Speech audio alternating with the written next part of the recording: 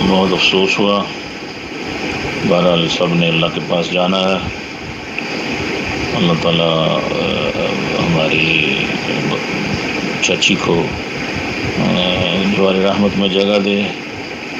ظاہر ہے کہ ساری زندگی مکہ مکرمہ میں، مدینہ طیبہ میں گزاری، حرمین شریفین میں گزاری، اور ایک نیک آدمی کے ساتھ گزاری، اور رحمتوں کی فضاؤں میں اور رحمتوں کے سائے تلے گزاری، تو یقیناً طبیعت پر بھی اثرات مرتب ہوتے ہیں، روح پر بھی اثرات مرتب ہوتے ہیں، حتیٰ کہ جسم پر بھی۔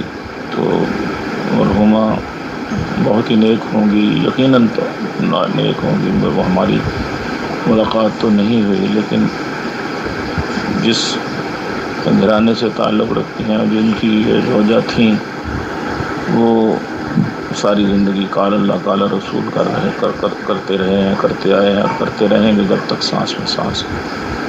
تو اللہ تعالیٰ ان کو اپنے، ہماری دعائیں بھی شامل ہیں، ان کی جوار رحمت میں جگہ اللہ پاک عطا کرے، اور رحمت واسعہ ماشاء اللہ ان کے لیے پیدا کرے، اور ان کی جنت الفردوس میں ان کو جگہ عطا فرمائے۔